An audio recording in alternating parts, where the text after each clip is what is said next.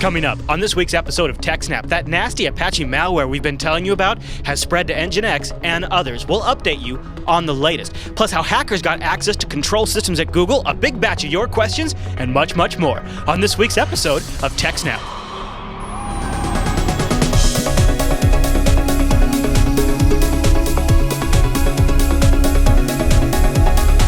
Hi everyone, and welcome to TechSNAP. This is episode 109 of Jupiter Broadcasting's weekly systems network and administration podcast. We stream this episode live on May 9th, 2013. This episode's brought to you by our fine sponsor, GoDaddy.com, and I'll tell you more about them as the show goes on. And the live stream is powered by the amazing ScaleEngine.com. Go check Scale Engine out. My name is Chris, and joining us every single week is our host, the admin, the tech, and the teacher, Mr. Alan Jude. Hey there, Alan. Hey, Chris, everybody. Thanks for watching. Hey, man. Episode 109. What's going on? And a little behind-the-scenes info is we're actually recording 2 episodes today, so you'll have another episode next week. We're shooting 2 today because Alan's going out of town to go to a BSD convention. Yes, BSDCan in Ottawa. That's cool, man. Look at you. Which I will be speaking on the Saturday morning at 10 a.m. Are you going to stream that? Yes. Where would I go to see that? ScaleEngine.com/BSDCan2013. ScaleEngine.com/BSDCan2013. We should put a link. And I'll put the links to wherever that ends up. Yeah. And you'll tweet it too, right? Are you going to try to tweet it? At Alan Jude. Tweet, yes. That's cool. What are you talking about? Puppet. Oh, popular topic in our crowd. Right on. Although there's so many other talks that I want to see while I'm there too. It's ridiculous. Yeah. It's like there's three talks going on at once all day for both days, Friday and Saturday. And I don't think there's any time where there aren't at least 2 of them that I would like to be in at once. Yeah, that's cool. That's good. Well, there's a lot going on in the industry these days, especially up in the BSD realm, I guess. Sure. Yeah. Yep. All right, well, big show today. We got a lot to cover. And our first story this week is this, can we call it an epic tale of this malware now that we've been following for a month or so? And it's just now the story continues and apparently is spreading to Nginx. And what's going on, Alan? I mean, I'm completely freaking out. I'm panicking. I'm thinking about calling up all of my hosting providers and telling them to just shut off the web. Is that appropriate? Well, no. But anyway, so the CDorked malware that we talked about last week turns out to have been, there are now versions of it for Nginx and Lighty, Light HTTPD. Right. So basically, ESET was doing a scan, and basically they found that there are more than 400 servers infected with CDork in the top 100,000 ranked sites on Alexa. Thanks to information shared with ESET by system administrators of some of these hacked sites, ESET was able to get copies of the modified binaries of both Nginx and Lighty, in addition to the ones from Apache they already had. Wow, it's almost like they don't even need CISPA. Yes. So originally when I heard the headline that, it just said there's a bunch of servers with Nginx that are giving out the CDork malware, I was kind of thinking to myself, is it actually Nginx that's infected? Or is it just, someone set up an Nginx proxy in front of an Apache server and the Apache server was hacked? And so the malware just happens to be passing through Nginx. Oh, sort of a fairly common setup, really. Yes. So I thought that's maybe why it looked like, even though, the server signature says Nginx, but it was actually Apache in the back end that was hacked and was the malware. Giving Nginx a bad name. But then when I read the details of the story, they have actual binaries of Nginx that have been modified, so that's not the problem. Womp womp. So there are probably cases out there of Apache behind Nginx serving malware, but in this case, it's actually Nginx itself being modified as well. It's still unclear how the servers are being compromised to install these infected binaries, whether it's Nginx or Apache or Lighty, but the fact that it's all 3 of those, they have the separate modified binaries for every of them, and the small footprint, there's 400 web servers. It's not, 400,000 web servers. So, and again, it kind of suggests that it's not like a class break. It's not some popular piece of software that they have a 0-day exploit for and they're compromising the server and then installing this. Okay. They're somehow else getting on the server, and it seems, they're only able to do it on a small scale. But just so that I'm clear, they are they're not taking advantage of like a 0-day in Nginx or anything like that, or light Right. HTTP. If it was a 0-day in Nginx, then it would be a much larger number of Nginx servers that were compromised. So And it would be really the possibility of them having a different 0-day, a 0-day for Nginx, a 0-day for Apache, and a 0-day for Lighty. Sure, that's So baller. That would be baller. Something else. Well, here's my point though. So then, what's the story? Because if this is the case, then I could take any open source project, insert my malware, compile it, put it on a machine that I have root access to, and essentially I have this exploit. I mean, I guess it's only really because it's rewriting web pages, it's only applicable to web servers, but the overall concept could apply to SSHD, SMBD, I mean, any daemon like that. Yes. Right? So really, the story is that they still haven't figured out how they're compromising these boxes in the first place. Right, and it's just happening at such a rate that it's... You wonder, is it the same group? The other one is... this definitely seems to be the same group because it uses the same configuration system. But really, the main other part of the main story here is how clever this malware is at hiding. You're right, yeah, now absolutely. that Set's had more time with it, they've learned more about the ways it can hide as well. So, yeah, it doesn't appear to be a class break, and it seems that it's possible that the servers that are being compromised are being targeted, right? Like they're picking specific sites to try to hack or just going after popular sites. But again, they haven't figured out how they're getting in. But it doesn't seem to be a very large vulnerability where they could compromise, tens or hundreds of thousands of servers. They're only getting hundreds, so it doesn't seem like something to panic about. Although everybody needs to, make sure their web server is secure and that their binaries aren't being modified. Right, because what it really says is you have to be of a certain profile and interest level to be targeted. Possibly, although they could be trying everybody and the exploit only works against people that have made a certain misconfiguration or something. Yeah. So ESET has managed to analyze the configuration of the backdoor. Remember we talked about it was stored in shared memory and so on, and found even more ways that the CDORKed malware attempts to evade detection. So the first thing is that the configuration contains a very long list of blacklisted IP addresses. Basically, it says if the request is any one of these IP addresses, do not send the malware to them, or rather, don't inject the redirect that sends them to a page. Don't even let them see it. Sends them to the malware. Yeah. It basically provide the page unmodified the way it was supposed to be if the IP is on this list. And they don't really know the source of the list, but it seems something they could have done was like harvest the administrative. Like any IP that's logged in as an administrator on any of the servers or something like that, to build this whitelist or blacklist of IPs that they say don't try to infect these because we know these are administrators and virus research companies, and I think they also include the IPs that like Google and Facebook scan a page. They're malware scanners. They're malware scanners. Like on Facebook, when you link to something on Facebook, Facebook goes to the URL and scans it first before it lets other people click on it. Right. So if you whitelist the Facebook scanner, then Facebook lets users click on it and then the users get infected anyway. Also, the servers do not attempt to infect the user if their language in their browser is set to Japanese, Finnish, Russian, Ukrainian, Kazakh, or Belarusian. It's kind of a strange list. It's like, Russia, Ukraine, Kazakhstan, and Belarus that's one area, but then Japan and Finland seems kind of random. Yeah. Or why they would try to not infect those certain people, or why they wouldn't have a whitelist instead and say only try to infect people in English or something. Right. I have no idea why that would be. Yep. ESET says that about 100,000 of its users have browsed to a page that ESET has detected and stopped the redirect because it detected the malware. Oh, look at them. So based on the fact that 100,000 users that use ESET have been exposed to malware, means that the number of people actually exposed to the malware would be, much larger because ESET's market share is only so much, and they saw 100,000 people. So if you looked at all people, then it's possible that over 1 million people have seen this redirect. CDORKed itself seems to only target Internet Explorer 7, 8, 9, and 10, and Firefox, and only if you're running on Windows XP, Vista 7, or Windows 8.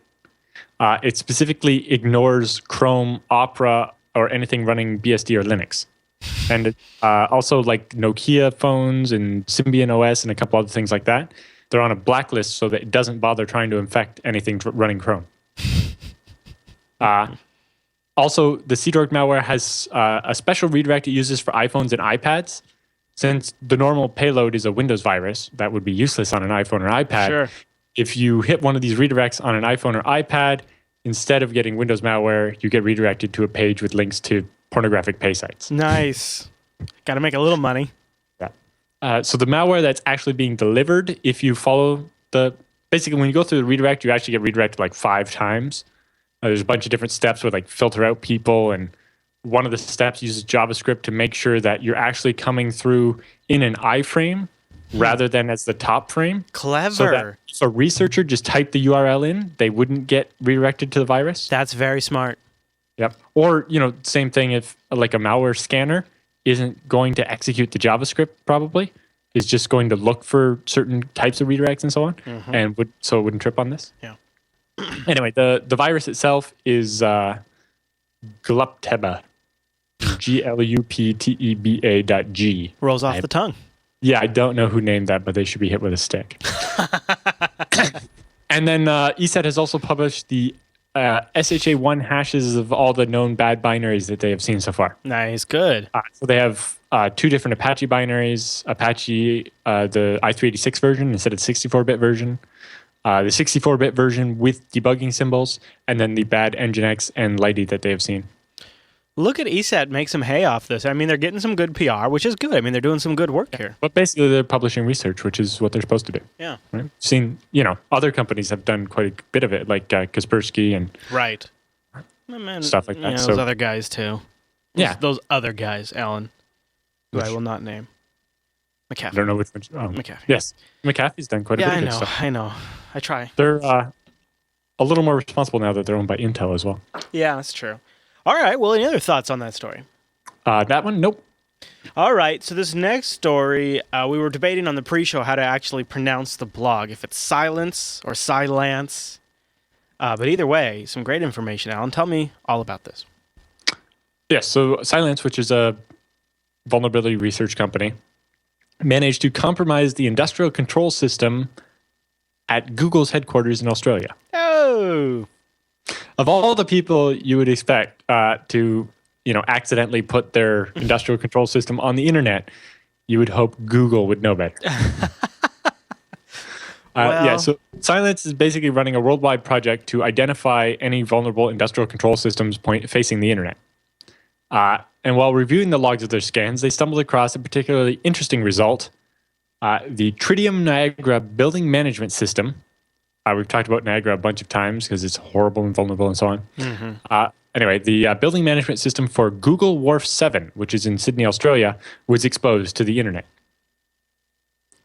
So from that, they managed to interrogate the device that was facing the internet and find out that it was running a slightly outdated version of the Tritium Niagara software.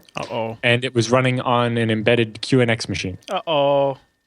Which is probably also quite out of date. But yeah, well, QNX is weird. It's this strange mishmash of like DOS and Unix. Like, I don't know what the newer ones are like. Like, because I think the BlackBerry phones run that as an OS now too, don't they? Yeah, BlackBerry owns that now. Yeah, but older versions, I remember working as a consultant, the city that I live in, their government had this QNX embedded machine that ran their management system for like waste management for like the garbage trucks and stuff. Yeah. And the machine died. They had the hard drive, but the machine died. And if they just slapped the hard drive in another machine, it wouldn't boot properly because it didn't have QNX didn't have drivers for the newer hardware or whatever. Yeah, right. Yeah. Oh, yeah. I've been in that situation. So they wanted data recovery off the drive, which I thought, well, I can try. And so I had to find out what this file system was. It has this really weird file system. It's like a Unixified version of FAT32 or something. It's really strange. Anyway, I managed to find a live CD of Knoppix that would actually mount this file system and copied all it was just like DBase files, right? So they could be opened in anything once you copy them off. But also it's Unix-like, right? So it has a password file. but its shadow file, rather than using like MD5 crypt hashes or something newer, right? It's an extent-based file system.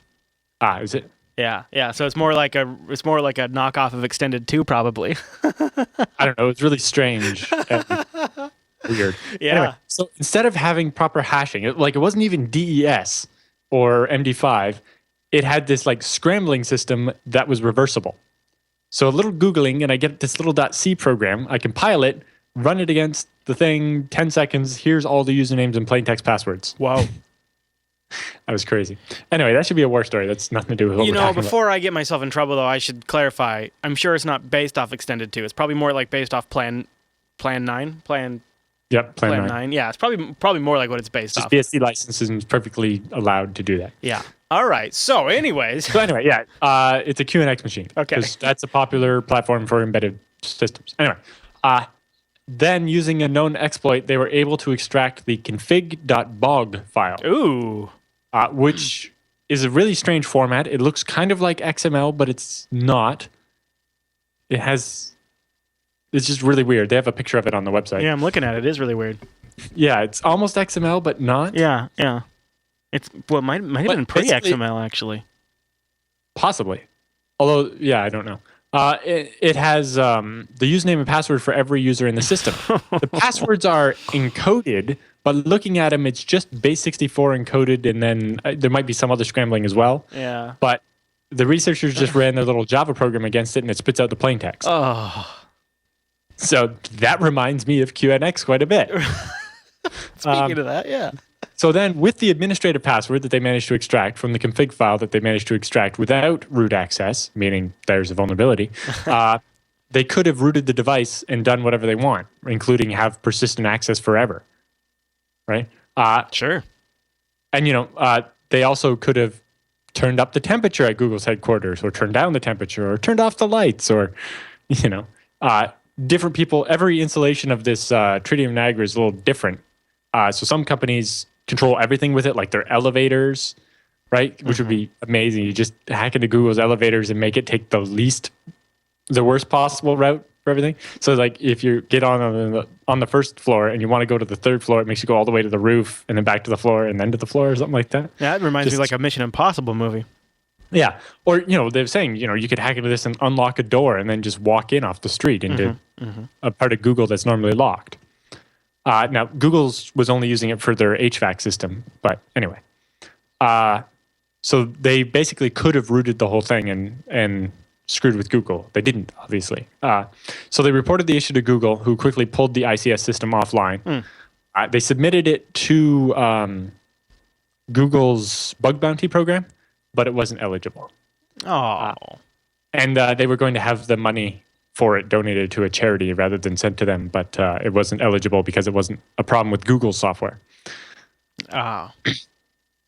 But yeah, it was obviously a misconfiguration at Google because that wasn't supposed to be...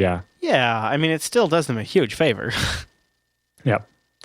And then they went on to comment that at the time of the blog post, which was just a couple days ago, this exact same issue affects tens of thousands of devices on the internet at thousands of different organizations. Yes. Meaning that, somebody other than these researchers could do the same thing to a lot of different places.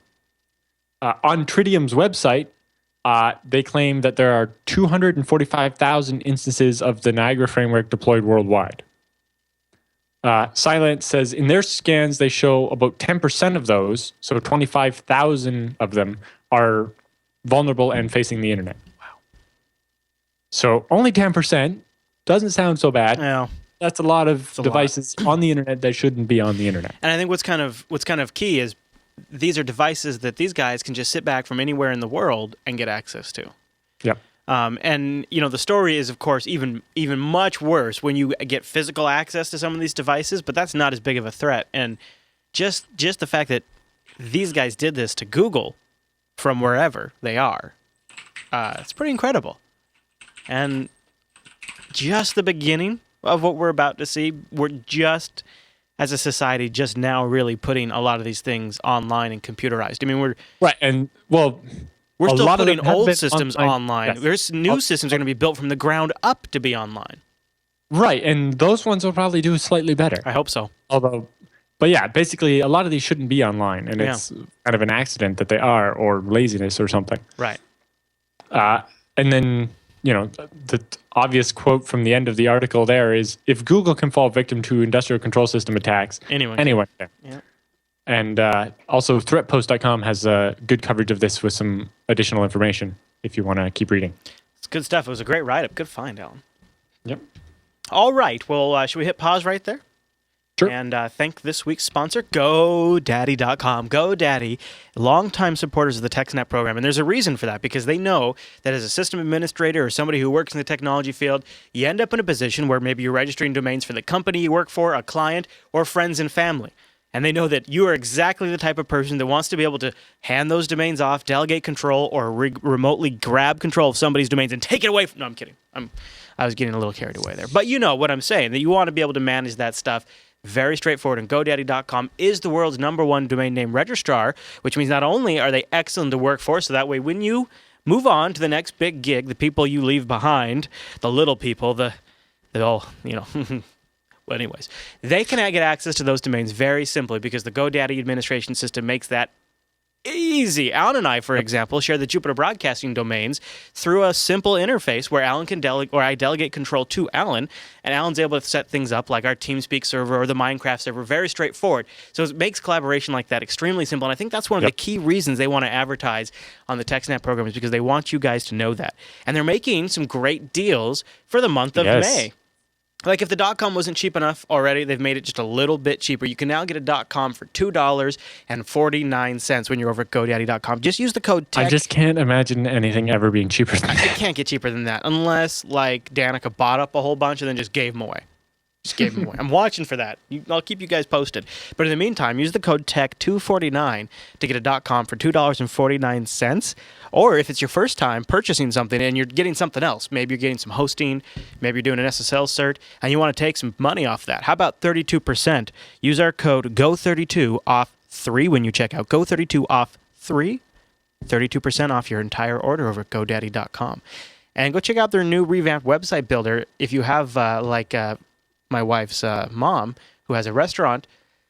This tool is perfect for them because it allows them to set up the menu on their restaurant, and they push one button and it works on everybody's Android and iPhone device. Nice. And people and that's big in downtown Seattle. That's where the restaurant is, and it's been the perfect tool for that kind of thing. And so if you have somebody in your family or in your circle of acquaintances that might use something like that, have them go check it out. It makes it super easy.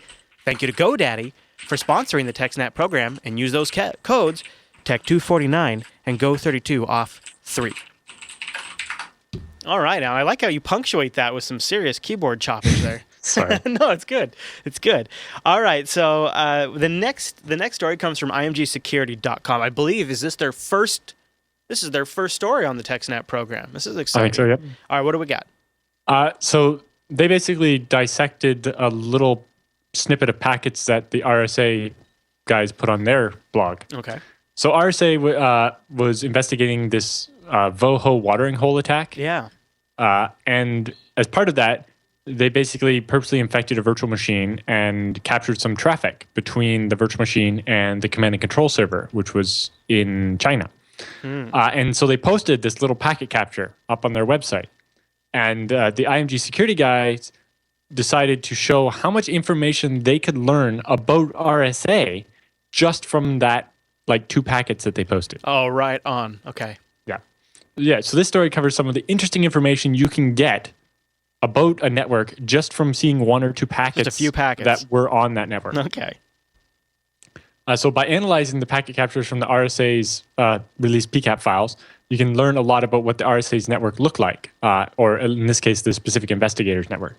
So first, we start looking at the packet, and we see that the source MAC address of the Ethernet frame that was captured is 005056, and then the rest of the MAC address.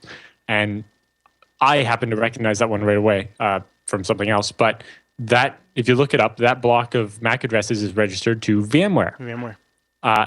So as you might expect, the researcher was using VMware to run their virtual machine. Sure. Right? That's, sure. You know, if you're going to be testing exploits, it's much easier to do it in VMware than on a real machine. So that's not that big of a news, right? Right.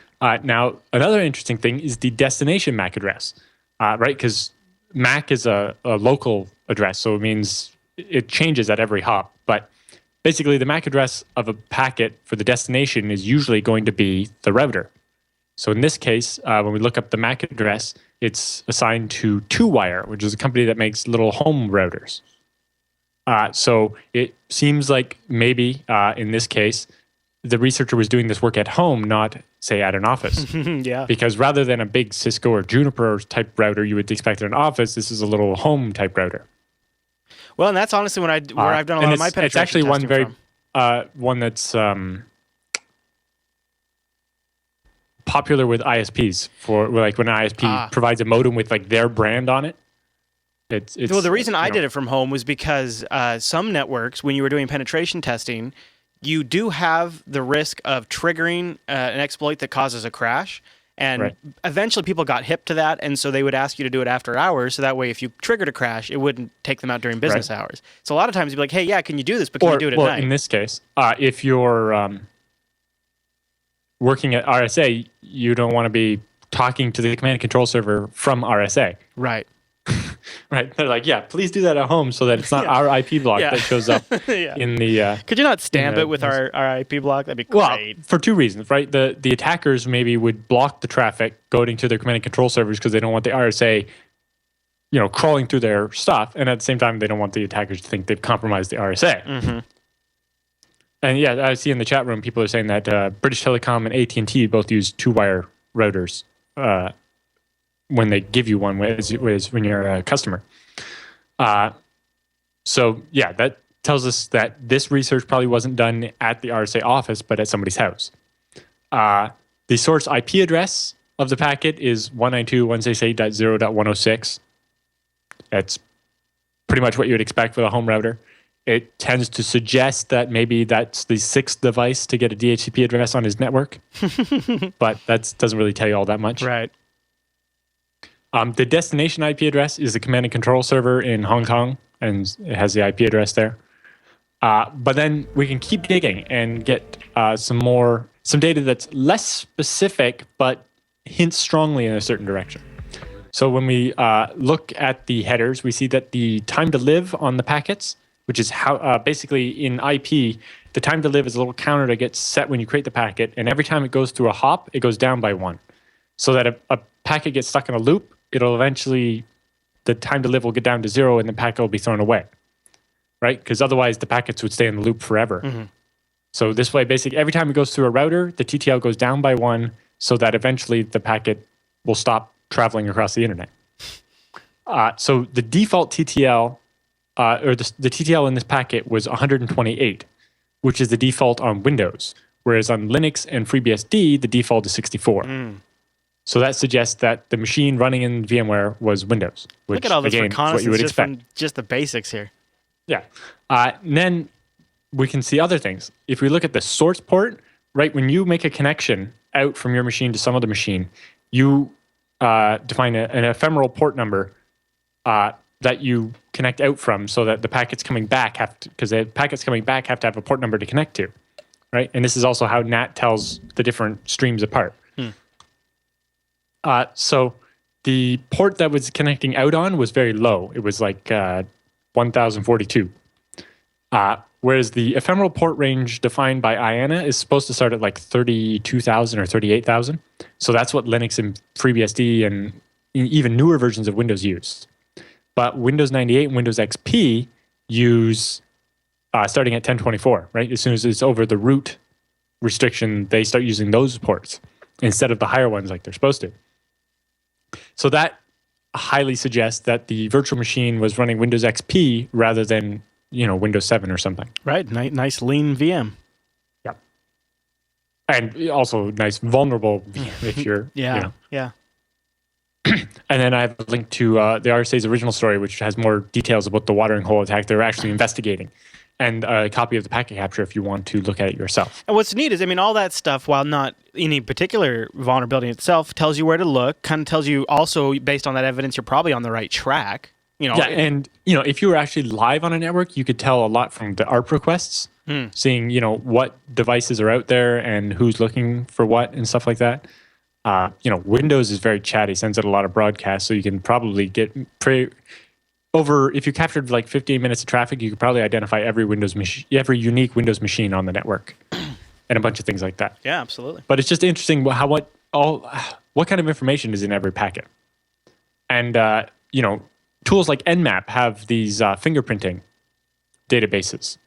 I'm sure you've seen that, where you can Nmap a host, and based on its responses, you can oftentimes tell what OS it is, Oh, yeah. or even for Linux, sometimes even what kernel version. Maybe not the very specific version, but in general, whether it's like 2.4 or 2.2 or whatever. Oh yeah, Nmap is so much fun. Yeah. Well, actually, pfSense can use that same database to block certain traffic or make certain firewall rules. Was pfSense the first firewall I came where it said block traffic if it's a Windows box? Yes, I think so. Oh, I remember when I saw that, I was blown away. I remember when I saw or it. you can say certain devices are allowed to do this and certain devices are not. Yeah, I just thought, wow, okay, allow traffic in unless it's a Windows box, and I thought this is a firewall that was built for me, because I was so anti-Microsoft back then when I first found that. I've mellowed in my wiser years. But you can be more specific about certain things that way. Oh, I like the title. A packet tells a lot. All right, Alan. Well, any other thoughts on that story before we move on? No. Okay. Then I just have a quick thing I want to plug. I want to remind everybody that we have a new show that we launched called Plan B, which is all about Bitcoin. You remember we used to do the Bitcoin Blaster here in the TechSNAP program.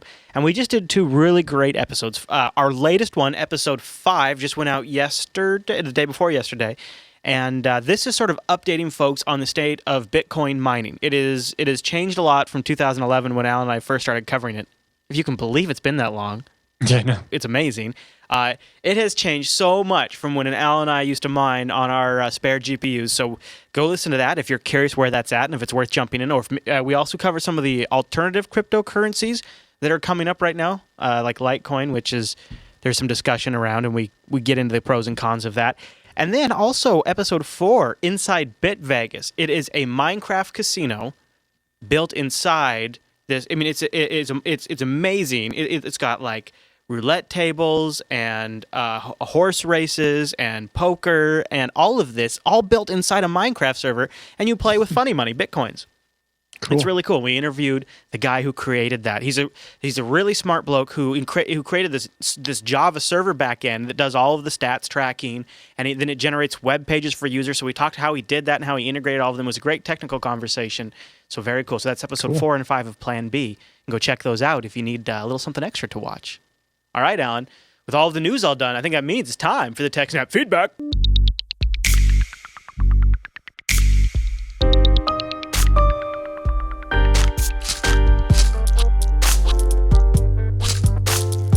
Thanks for sending your feedback to TechSNAP at jupiterbroadcasting.com, or popping that contact link at the top of the Jupiter Broadcasting website, or starting a thread in our subreddit over at links.techsnap.tv. All right, Alan, our first email comes from Martin, and here it is. He says, "Hi, Alan and Chris. First off, love the show. Started watching a few months back, and since then, I've watched every episode starting from episode 1. Mm-hmm. People are crazy. They do that all the time. People go back and watch the back catalog. That's cool. That's cool. Hardcores. Anyways, I just had a quick question I was wondering for a while now. Almost every episode, there's reports of Java, or, well, for lack of better words, sucking in security. Anyways, I make ROMs for Android, and a lot of them require Java 6 to compile properly. Does this mean that anything compiled while using such an old version of Java is open to all of these vulnerabilities you've been reporting over 100+ shows? On a side note, I'd like to say Alan makes us fellow Canadians proud." All right, what do you think, Alan? Well, Java 6 still gets some updates. Like, I think most of the ones we've been talking about, Java 6 has got the update as well. Mm-hmm. So you still, if you have Java 6, you still want to make sure you do that. But most of the stuff we've been talking about are vulnerabilities that can be exploited from the browser, and they kind of rely on Java Web Start, whereas the Java on Android isn't the same. Right. But also, when Java runs on Android, it's not using Oracle's Java. It's using whatever the one Google built, which is the same API, but a different binary. So it's not vulnerable to the same exploits. Or shouldn't be anyway. It might, there's a chance that the same exploit might work on both. But you recall that was generally it's not. There was some consternation about that in an Oracle lawsuit. Yes, Oracle sued Google saying you can't just implement our API yourself and Right. make Java useless. Remember all that stuff that Sun Microsystems says? Well, we've decided you can't do that. Yeah. Yeah. But in general, Android has lots of its own problems, but I would be more worried It's not about good. having Java 6 on my system. installed on your computer, yes. So Yeah. you just want to make sure you disable the web browser part of it, and Yeah. you should be okay. Yep. There you go. All right, Martin. Like if you read the announcements and stuff, you'll see that of the like 300 Java vulnerabilities we've talked about in the last year or so, Yeah. only like 2 or 3 of them have ever affected Java on a server. Right, almost always through the web plugin. All right, Alan. Next email comes from Matt. He says, in episode 106, Evil DNS, Alan mentioned that he uses pfSense as a full router at his house. So my questions are, here we go. Which hardware to use? Now, we kind of answered that since you sent this I email. have one, but yes. Yeah. What do you use for your Wi-Fi access? Is it an AP, or do you just have a Soho router set to AP mode? He says, I need to purchase and reconfigure my Wi-Fi setup at home, so I'd like the details. Thanks for TechSNAP. It's great. I This learn is a more good from you question. guys than I do from my college classes. Well, you are a college teacher, Alan, so Yeah, well, I was. It Anyway. was. That's legit. Yeah. So my pfSense box was a spare machine I happen to have in the basement. It's like a Pentium 3, like 700 megahertz or something, with like 640 megabytes of RAM and an old like 2 gigabyte hard drive or something. Basically, any old machine will do. Yeah. Newer one might be better, as in power efficient. Yeah. Especially since pfSense can run PowerD and like underclock the processor and stuff. On the Pentium 3, when I tried to do that, it actually uses more CPU trying to clock the system back and trying to tell if the machine's busy. So it's actually not a net benefit. You're but kidding. yeah. But in general, yeah, any old hardware will do. I happen to have 300 gigabit NICs installed in it. One goes out to the modem, and the other 2 are bonded together and go out to my LAN. I, at some point, would like to replace those with gigabit NICs, although I'm not sure if the hardware is up to it. But, really, my internet connection is 100 megabits, so I'd like to be able to, handle like 150 even, just to make sure. But in general, it's good enough. For the wireless, my setup now is a little different than it was, but I'll describe what it was first because that's probably more likely to apply. I bought a standard router you would buy at a Best Buy or Future Shop or wherever you buy your wireless router. Future Shop.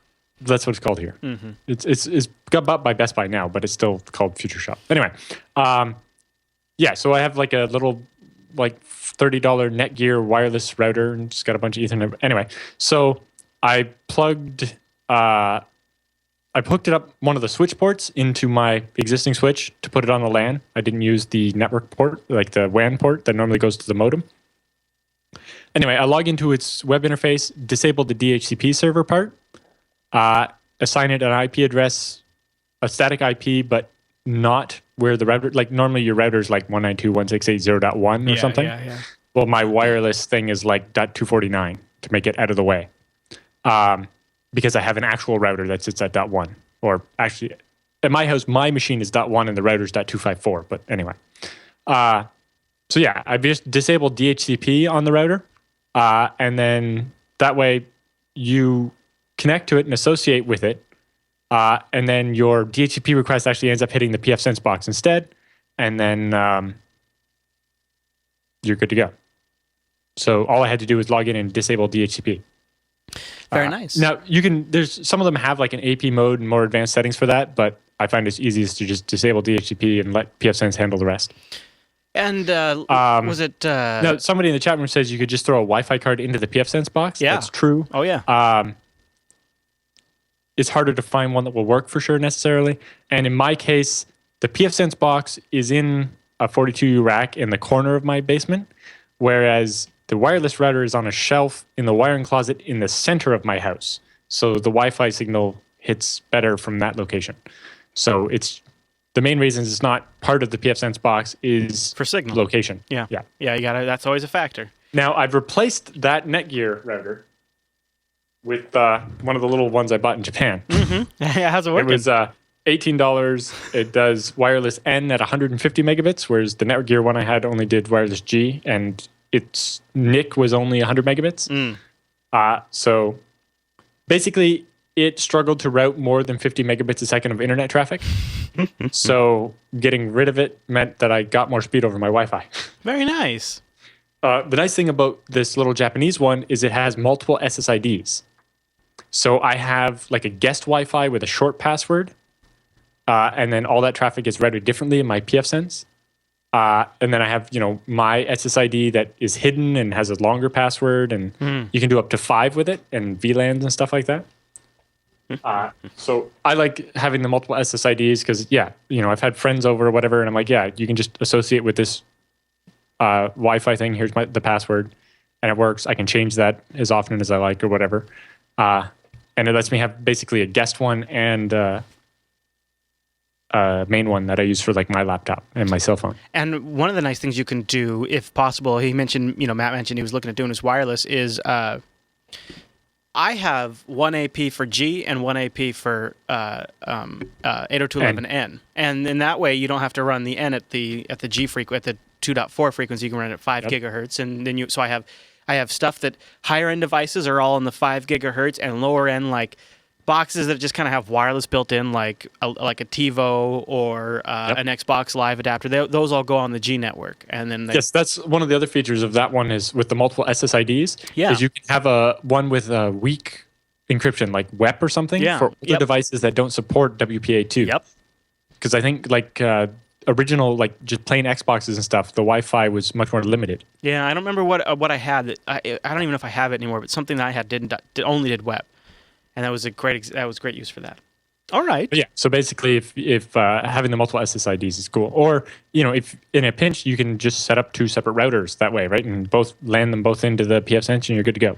What was it? Was it last week or the week before? Where you ran through a couple pieces of hardware, a couple Atom boxes that would look like they'd make super slick PF. Oh man, I want to build one of those. All right. Well, we have another email. It comes in from Shane, and I think we got him thinking, he's already been thinking about this, but it scratched an itch. He says, I was listening to TechSNAP last week, and I heard about using custom hashing algorithms for different sites. I actually did some research on this for a college module and wrote an algorithm based on grammatical evolution to generate different hashing algorithms for different websites. As far as I know, it's the first research using natural computing techniques and standard hashing algorithms in this area. And then he links to a paper right here that I'll copy the link to that on his Ubuntu One page. He says, anyways, if you find it interesting, feel free to mention it in the show. And although please don't distribute the full paper online. Oh, well, now he tells me, all right, well, we won't put that in the show notes. Don't look at that URL.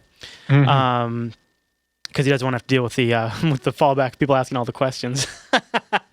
Yeah, I'm gonna have to read this paper properly. Shane's a clever guy, so I'm just gonna look. We'll just take a peek. Since we can't give out the link, maybe we can just we'll just show like a quick page of it. See what he did here. Okay, it's loading up right now. It's pulling down from his Ubuntu One page. There we go. Grammatical evolved password hashing algorithms.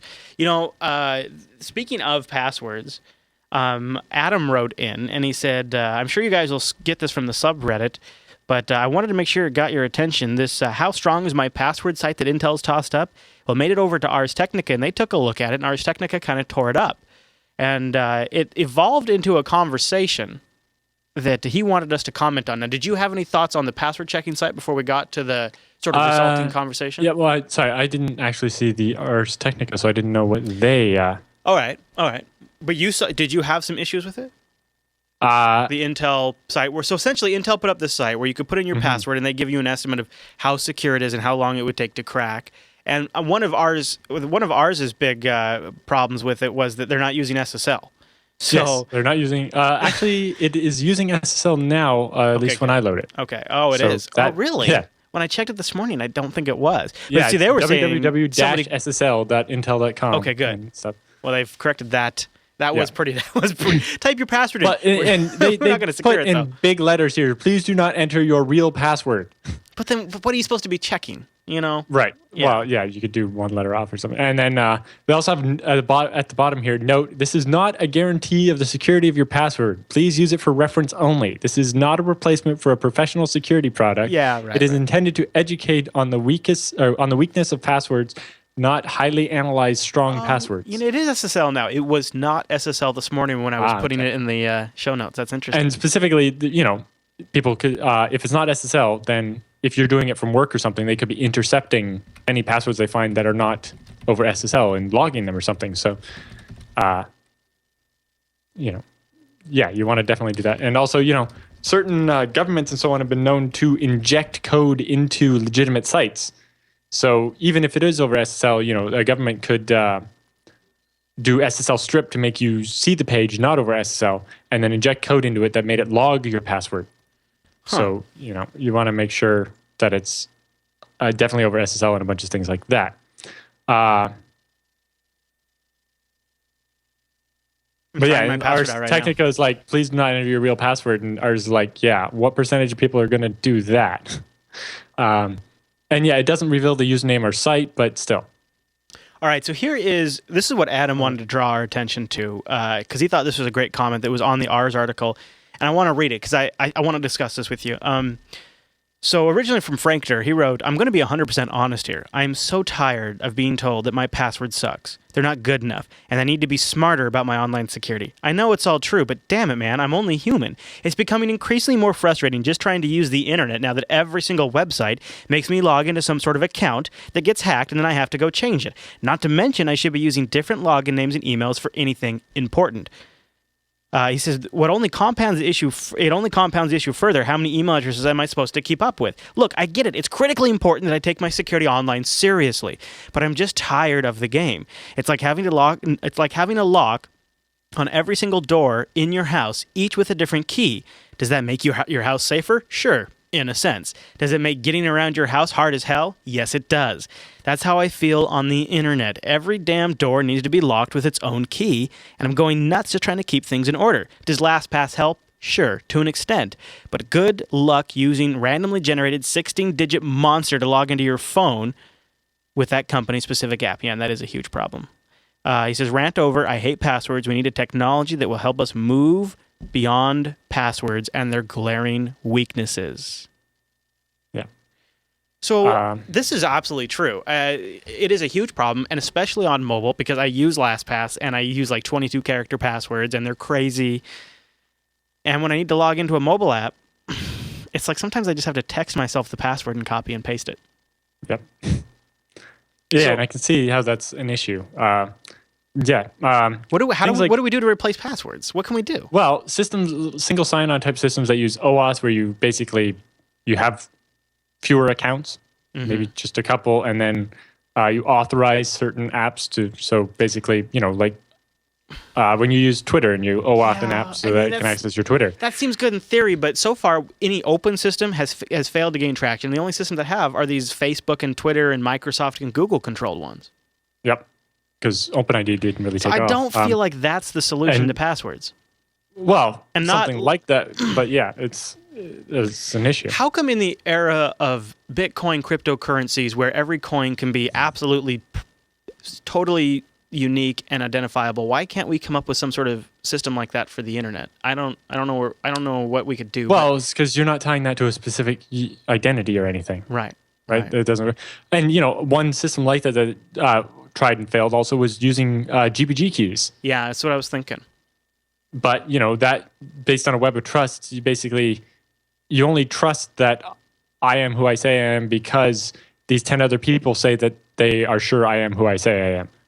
And eventually, if enough people sign, enough people think, eventually you can find, well, I trust Dave, and Dave trusts this guy, and this guy trusts this guy, and this guy trusts this guy, and that guy says that guy is who he says he is. Well, and the problem is with things like biometrics or token logins is that you really need something that I can get. I need to be able to get access to my Dropbox account at any time, anywhere from any device, because you never know. That's what the promise. You don't always have a fingerprint scanner on you. Right. So then, is it maybe like the whole industry needs to move to some sort of agreement on two-factor authentications? Because then, while you still need to have a good password, there's no system that works for everything. I know. Yeah. But maybe it's more like two factors are either based on a token or having a cell phone. Well, sometimes I don't always have a cell phone on me. Maybe it's what happens when my cell phone battery dies? What happens if I lose my cell phone? What happens if someone steals my cell phone? When my cell phone breaks and things like that. Right now, unfortunately, the onus is on the user, and to take advantage of two-factor when it's available, to use LastPass when it's a practical. And like this guy wrote in this comment, I guess part of me is kind of like, you know what, tough S. That's the reality of the technology right now. I mean, in 100 years, this won't even be a problem, I'm sure. We'll probably all be DNA sequenced to the internet, But right now, this is all very new in the grand scheme of things, and that is our lot in life, to struggle with this. And do I have to be the old guy who sits here and says, well, maybe you just shouldn't sign up for every service? I mean, has that crossed anybody's mind? Maybe we just don't need to have an account everywhere. If you don't have to use a service, don't make an account. And if you do make an account there, use a unique password. And then just make that trade-off and say, okay, self, my choices are unique password or don't use the service. And you'll probably find more often than not, you don't have to have that app.net account or that Instapaper account that you never use, that are just sitting out there waiting to be exploited. But, some days it's a walled garden, right? You need to get what's behind that. You're only going to use it once, but... Yeah, that does happen. Yeah. And then those are also when I'm more likely... The two times is when I'm rushing, or if I'm on a client's computer where they don't have my LastPass set up and I need to create a support ticket account or something like that. And it's well, now what the crap do I do? So it really is a problem. But the problem is it is so universal. It goes back to the beginning of computers and multi-user login, and it's just been something that we have used now for so long that there's got to be something that is easily implementable that everybody else can do. And I don't know what that would be. Yep. But so Ars Technica had a couple other things to say about the problems with the Intel site. Oh, yeah? He tried a couple of example passwords like BandGeek 2014 with the B and the G uppercase, and it said that would take 6 years to crack. And then he tried one that was longer but had no uppercase, and it said that would only take 3 months. And, that's based on a couple different things like key space and so on. But a longer if the attacker is searching uppercase and lowercase, even if your password is only lowercase, if it's longer, it's going to take longer for him to check it, most likely. But, if everybody only used lowercase, then they could eliminate uppercase in their attempts, so it's hard to say.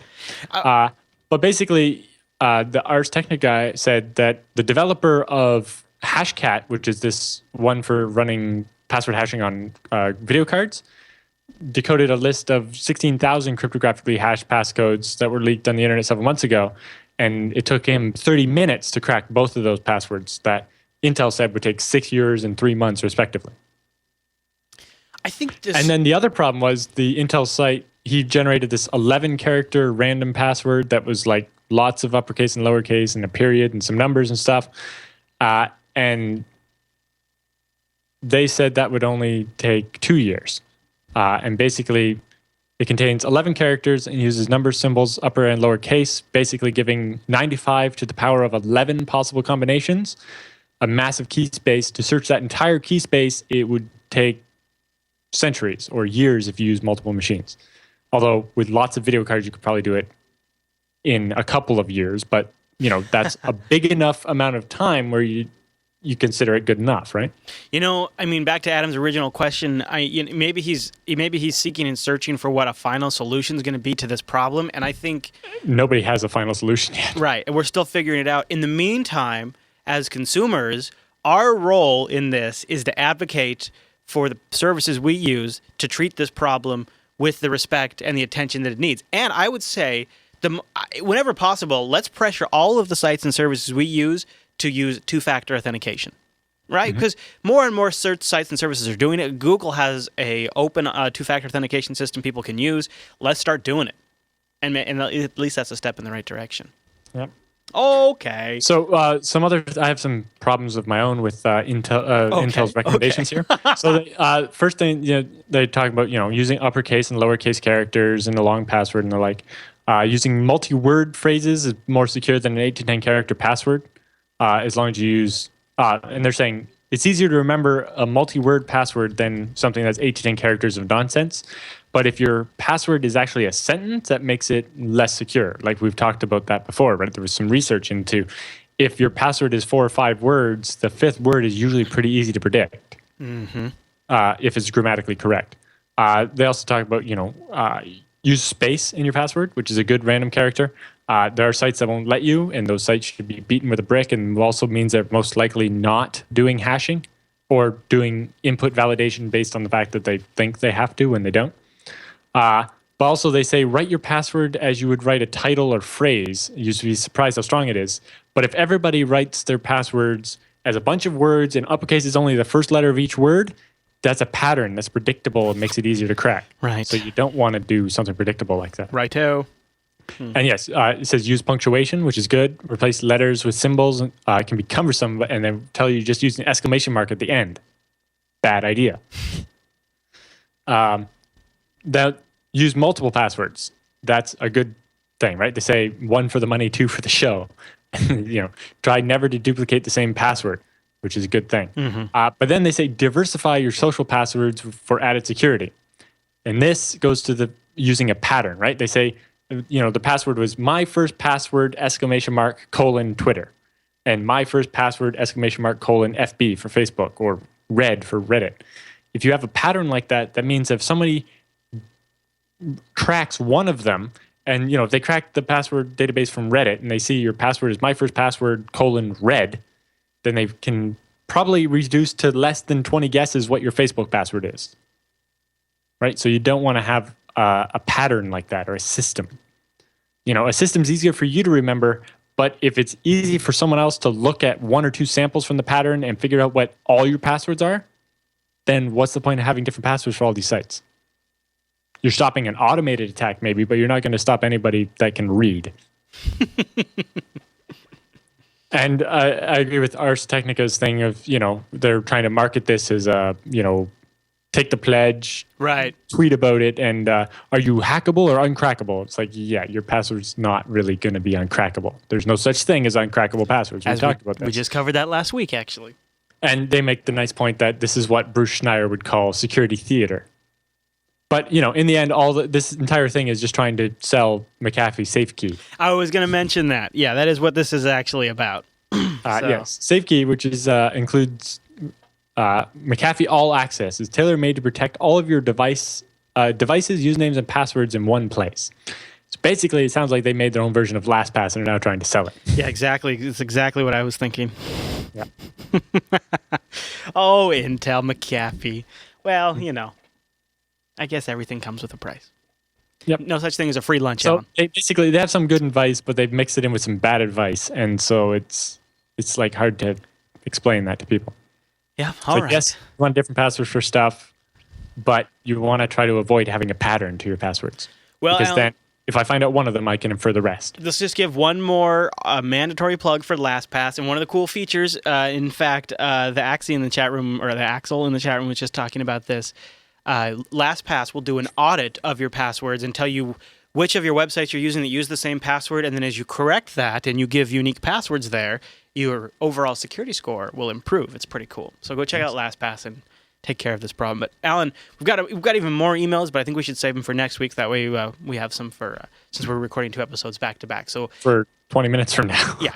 So if you want to email the show, send your questions to TechSNAP@jupiterbroadcasting.com or hit that contact link at the top of our website, or even better, because then it saves us some time, start a thread in our subreddit over at links.techsnap.tv. But Mr. Jude, with the emails done, that means it's time for the TechSNAP Roundup.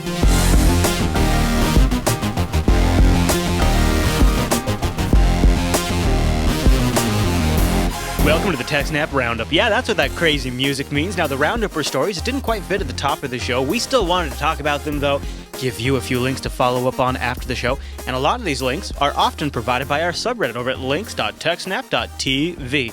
All right, Alan. Our first Roundup story is applicable to you Apple users out there. A researcher from Melbourne has created a tool which can grab location data off Apple devices. Am I right? Yes.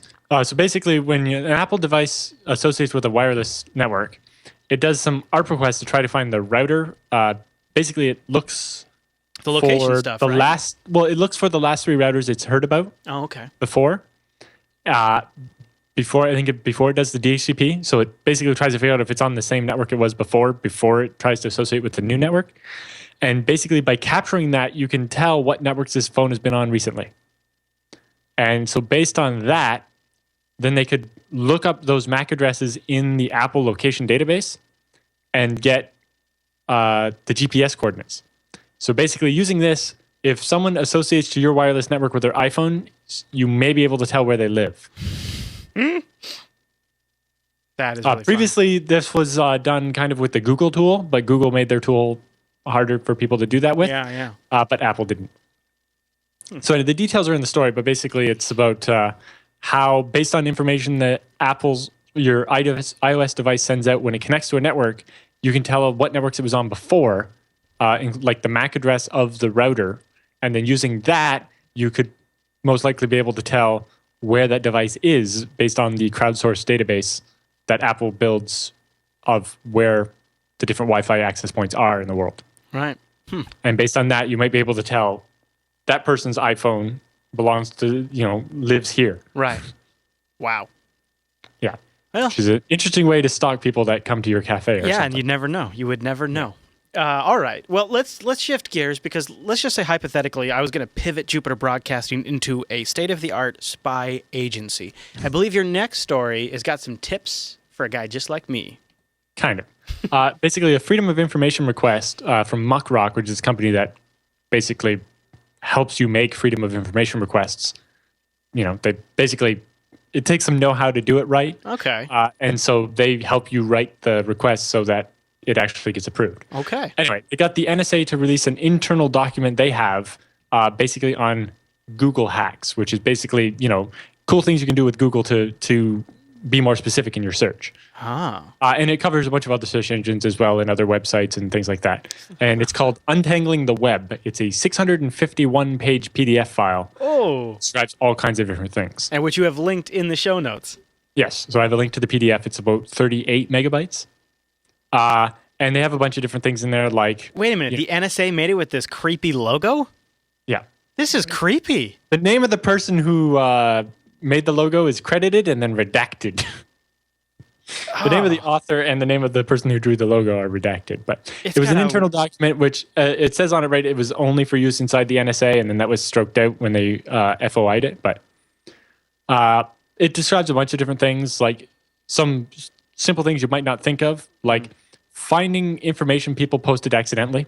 Yeah. So you do a file type search on Google for, say, XLS files, which are Excel spreadsheets. Right. And then you can say site:/ru, which would only find Russia. Those results on sites that were domains that end in .ru, like Russia, or FI for Finland, or JP for Japan, or whatever, or was it ZA for South Africa? What the hell is in this PDF? Like this PDF is creepy as hell. Not really. It's a lot of it is stuff you can. Have you seen the Beastman logo that they have in this thing? No, the logo was really low quality when I opened it. It is creepy. I was using the built-in Firefox thing, so images don't always appear right. Okay, all right. Sorry to interrupt. And then has a so you basically search for Excel files from Russia that have the phrase password in them, and then look, it's somebody's Excel file with all their usernames and passwords for different sites that they accidentally posted online. Right? And so they found like lots of corporate stuff, and right, it's not hacking; it's just finding stuff people accidentally published. Yeah, right. And a bunch of stuff like that, and it has tips on like using Google Scholar to find research papers, and they include some stuff like, here's some things we notice are wrong with the Google Scholar thing. Like if you search for year, they did a search for like the year 2020 and found a bunch of articles that happened to say 2020 somewhere in them, and Google thought that was the year they were published, but it's not, because it's a PDF file. It doesn't necessarily have the same metadata that Google's looking for. Or like if you do the publication search and you search for the publication Nature, it also pulls up results from Nature Medicine, which is a separate publication. But it talks about how if you put a plus in front of certain words on Google, it does certain things, and using the asterisks to fill in the blank and things like that. So it's mostly just good search tips on how to use the internet. Yeah, not just Google, not just Google, also Yahoo and Windows Live Search. And it's from like 2006 or something, so it doesn't have Bing, but it has a lot of these tips still apply, and it covers. I forget how old it is, but it covers like Google video search and how that they bought YouTube and it's slowly changing. It's obviously different now that YouTube is slowly integrated into Google, but interesting. It's a little long to throw at somebody that doesn't know what they're doing, but cutting out some bits of that and giving them to people that really suck at Googling would help a lot of people. Help them untangle the web. Yeah, but basically there's a lot of good tips in there that I thought people might be interested in reading if they didn't already know. And then Wired has some coverage of about some other information they got. Like I think they managed to find the name of the person who actually wrote it. There you go. That's really wild. That's Yeah, good stuff. there's an O'Reilly's book called Google Hacks that has a lot of it as well. But this one includes a lot of other stuff and a lot of also some interesting hacks using the Google API to do much more complicated things. Oh, that sounds interesting. Yeah. All right, I got a story for you, Alan, and it's going to make me a little sad. I've actually made an app pick before. It's one of my favorite apps on both iOS and Android. Waze. The word on the street is Facebook will be buying Waze. Waze, if you haven't tried it yet, maybe now's the time to get it. I don't know. We'll see where this goes. It uses crowdsourced data to give you real-time traffic, police sightings, accidents, incidents on the side of the road, closures, and I use it here in the Pacific Northwest when I'm driving between clients, and I can see that the side roads may be going at 15 miles below the speed limit, and this road maybe has an accident, or there's a cop hiding here tagging people who are doing 10 miles per hour. It's very, very handy, and you could see how it could be a massive source of data points because people have it up and running all over as they're driving. Yep. And now it looks like Facebook's going to pony up $1 billion to buy it. Yeah. Aww. Which has advantages and disadvantages, obviously, right? You don't want Facebook probably to have all that data about you and to associate it with your Facebook account. But at the same time, if it has more clout behind it like that, it means it would have, because it's crowdsourced, the more people that use it, the better it gets. Yes. Yeah. And, So, like, if everybody who had Facebook on their phone had this now, then maybe, I don't know. Yeah, I don't use Facebook on my phone or Waze, but this is where Google has a huge advantage with their mapping application because they have a huge install base, also crowdsourced. Of course, that seems natural as a competition for Facebook. Interesting enough, this isn't the first time Waze has had a suitor. Apple came along before they rolled out Apple Maps and tried to purchase Waze. Obviously, would have been a great. And I believe Bing pays Waze. Yeah. Obviously, Apple didn't pony up $1 billion. Well, I don't know what they were. I mean, Apple, I don't know. But maybe Waze just doesn't like Apple. And I think Bing pays them a little bit of money. Microsoft pays them to feature Bing Maps in there. So this will be interesting to see what happens. I just want to make a point of interest because it's a very popular app among our audience as well. All right, Alan. Well, and, there's obviously some security implications of Facebook having all all data, including all past data, maybe. Right? When you signed up and started using Waze. They're probably going to hand over the database. Yeah. I didn't even think of that. Yeah, that makes sense. Yeah. Gosh, that is something you just don't even think about. You might not have used it if you knew Facebook was going to get the data eventually. Wouldn't have. I could just tell you right now. It means Facebook knows everywhere you've ever been. Yeah, and but if I had to pick between Facebook and Google for some reason, I think I'd rather go Google. I'm not sure. But yeah, guess I'm getting an iPhone. No, let's get serious. Speaking of getting serious, The Onion has some tips on how to protect your major media site from on any site really from being hacked. These are just good security tips in general. Yes, these are great. Quote, well, firing your IT person is certainly not a bad place to start. Yeah, clear out the old, bring in the new. That's always good. Well, no, it's just because one place got hacked because an ex-employee who still had passwords screwed with something. Right? So firing people is... Anyway, piss them off. Create safe passwords by only using trustworthy letters and numbers. Yeah, ones that are easy to remember. Very simple. That's a good idea. Yeah, it's like certain letters are not trustworthy, so you shouldn't use them in your password. Right, like exclamation marks. I never trust those things. They look like an upside-down eye. Reduce interest in your website by cutting down on stories about very popular subjects such as Syria. There you go. So if you don't cover anything that anybody wants to read about, your website won't be a target. That's a good point. That's so far been my Jupiter Broadcasting approach. Move your site to a new web address every few minutes. And then you can't find you. Okay. Shoot out an email reminding all employees to be very careful online. Yeah, that'll do it.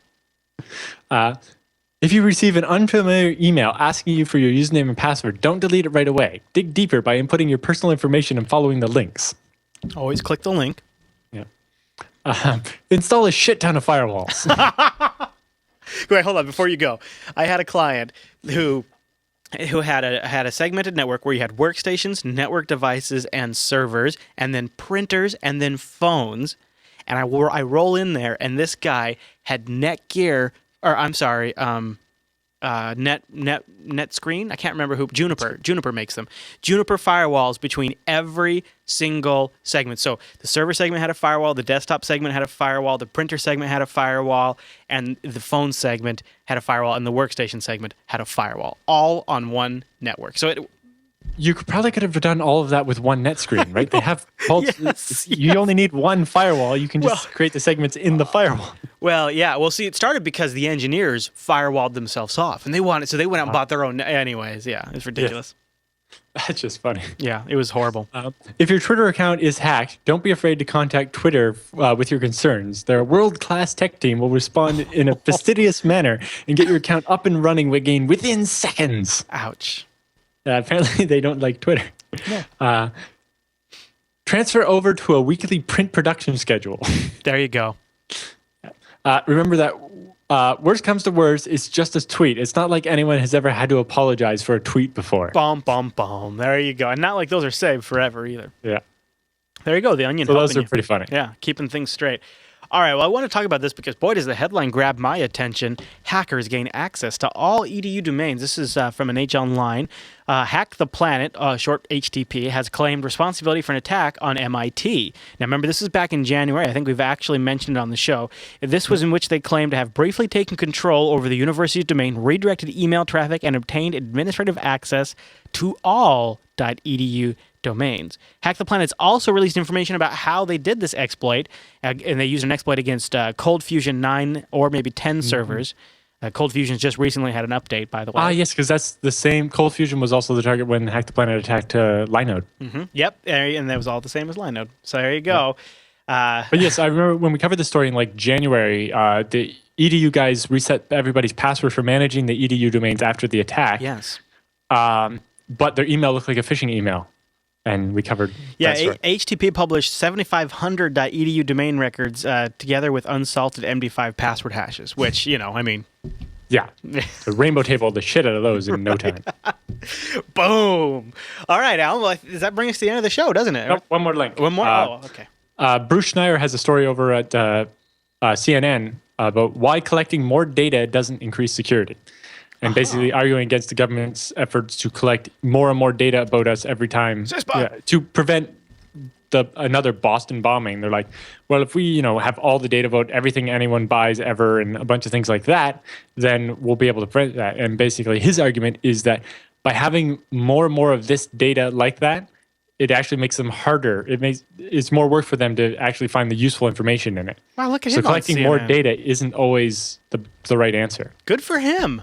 Yep, and they go on as almost everything we learned about this happened after the fact, and we could have learned all of this without living in a surveillance state. Yeah. And so that, why should we let the government record everything if they don't need it? We have a roundup story. I believe it's a roundup story next week about surveillance.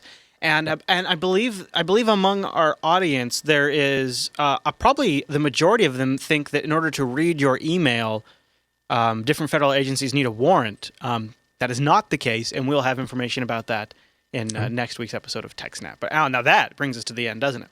Yes. Okay, well, we have notes and links about everything Alan covered in the show notes. Just go over to jupiterbroadcasting.com.